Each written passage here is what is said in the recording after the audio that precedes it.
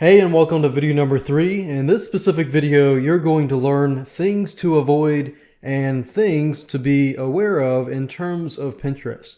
Now, the purpose of this exercise is to help you start off with the right foot forward. One of the things that you want to avoid doing is to pin all of your content on one board. Pinning too many topics on one board is very annoying to users and will lower your company reputation. And this is simply because each board should be very, very specific. If it is too broad, then you won't really attract a specific type of person. And we'll get more into trying to figure out that specific type of person and how to cater to that specific type of person in the future videos. But for now, definitely don't want to pin all the content to one board. So keep it simple. One board equals one very, very, very specific topic. In fact, the more specific the topic is, the better. You might attract less people, but you're going to attract targeted people. So quality over quantity here. So pin images and videos pertaining to that one specific topic and create more boards for different topics. So what I'd probably recommend that you do is create a list of specific topics, and then if those topics can be broken down, then try creating like a tree map. You've got your tree up here and it branches off into other different topics, and those topics can branch off to other different topics. So if you can do that first, then when you create your boards, it'll actually be easier to set everything up, and it'll also be more organized as well. Another thing is not using Pinterest features. You try to use all of the Pinterest features that they give you. Using most of their features will allow you to really make use of just about everything that they have provided. It's easy to try to do the bare minimum. Don't do the bare minimum. Focus at one thing at a time. Once you're done, move on to the next and move on to the next. Don't think about, okay, I've got to do this, I've got to do that, I've got to do that. That kind of mindset will overwhelm you. So think one step at a time. So Pinterest offers tools like Pin It button, Pin It feature, which allows you to pin website content. You definitely want to use that, and make sure you use the other features. So that's kind of common sense. Pinning mediocre content. While this is pretty common sense, it's a common mistake that one makes. And it's not because you're necessarily trying to provide mediocre content. A lot of times it's simply because you're excited, you can't wait to hop on to Pinterest, and you begin to just put out as much content as possible. Think quality over quantity.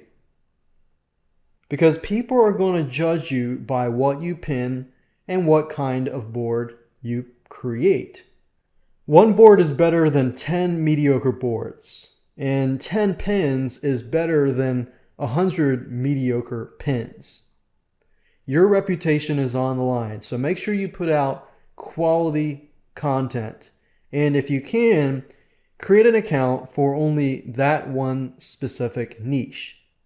Another thing to avoid is having too much text in your image or in your video. Now, obviously, the video might have words, but you just don't want to be too wordy, simply because Pinterest audience, the majority of them are artsy, they're creative.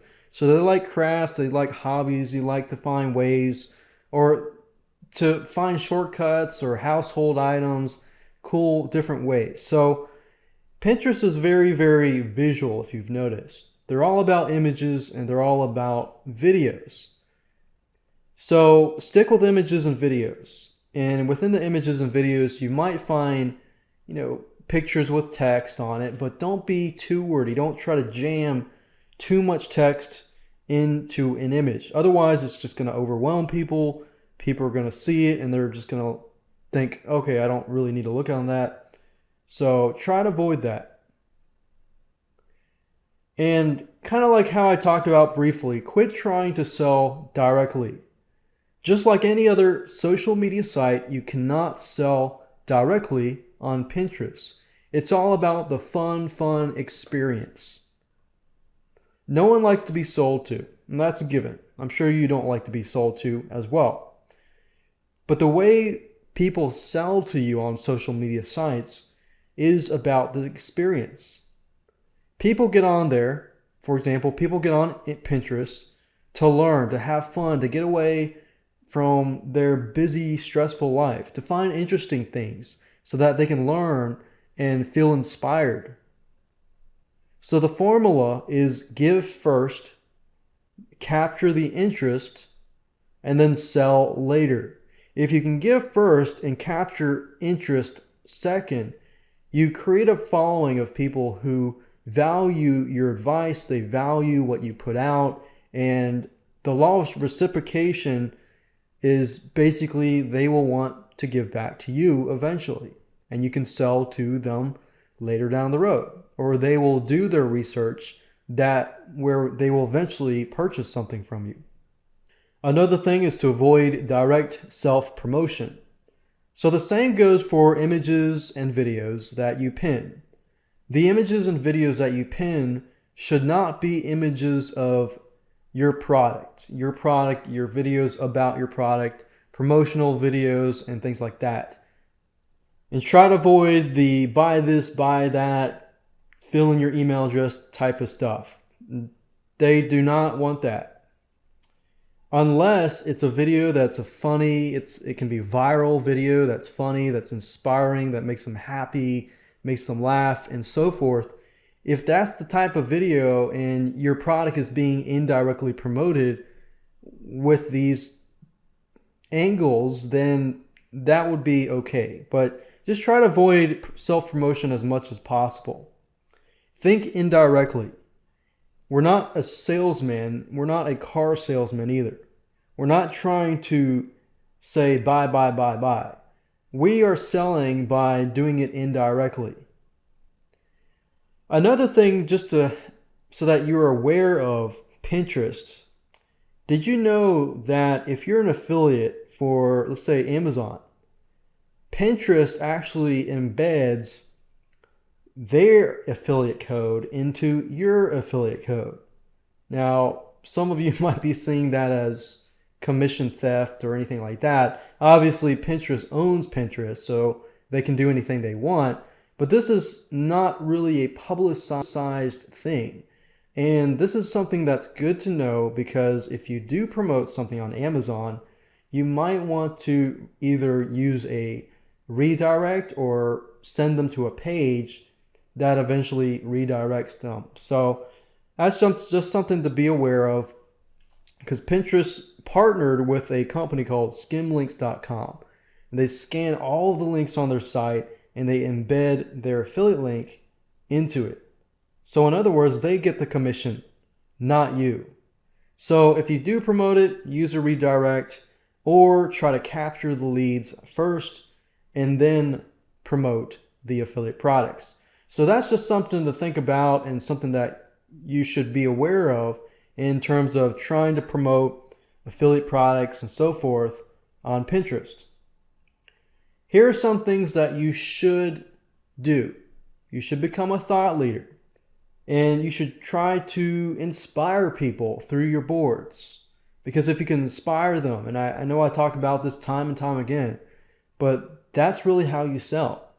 So you can sell indirectly by giving first, making people laugh, inspiring people, showing people how your products can be used in their daily lives without having to sell. For example, funny ways of showing your product. There's a product out there of this blender company that blends just about anything. They'll blend computer parts, they'll blend things that you should not really blend normally. So you make people laugh, but you're not really promoting that product. You're doing it indirectly. Another way to sell is to let others brag about you. Just don't brag about yourself. And that's just a better way to promote your business.